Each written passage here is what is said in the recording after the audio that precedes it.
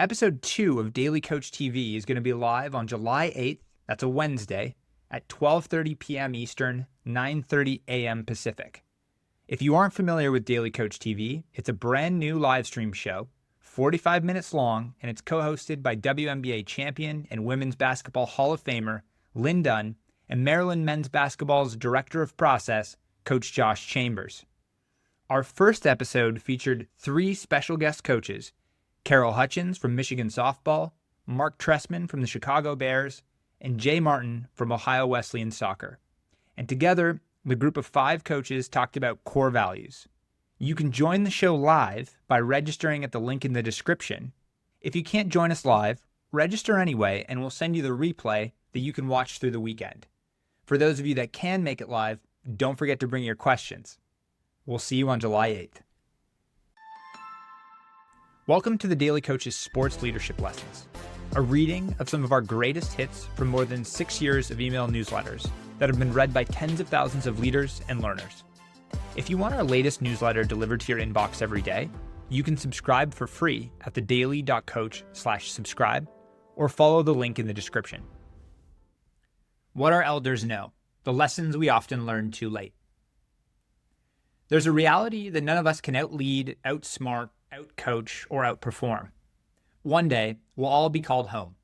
There will be a final breath, a final sunset, a final conversation we didn't know was the last. But what lives on, far beyond our accomplishments, resumes, championships, or record fiscal year, is the imprint of how we lived, loved, and led. In the end, leadership is about far more than the scoreboard or the title. It's about people, presence, and about living trophies. The living trophies are the people we lead, coach, and influence, the ones whose lives are better because we invested in them. A living trophy is a person who carries your lessons forward. Renowned author and speaker Mel Robbins sat down with Dr. Karl Pillemer, director of Cornell University's Legacy Project, on the Mel Robbins podcast. Their dialogue was timely and timeless, a window into thousands of lives studied and researched from people in their 80s, 90s, and 100s. Dr. Pillemer shared the regrets people carry, the lessons elders want the next generation to embrace, and the clarity that usually only comes from standing near the end and looking back. They talked about choosing happiness with intention and the urgency of living well, not someday, but today and now. Dr. Pillemer spoke directly to a truth that every leader must confront.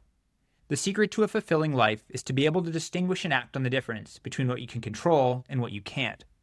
You can control your own actions while acknowledging you can't always control outcomes. And Dr. Pillemer continued, what you can do is make a decision to value people and experiences over things. You can carefully devote time and attention to personal relationships. You can make a daily decision to put mindless worry aside. And then the gentle reminder every leader would benefit from hearing again. You can't control exactly how your children turn out or how long you'll live. You have to focus on the aspects of life that are controllable and take action on those things. Happiness and living and leading a meaningful life, they concluded, is less about circumstance and more about daily choices.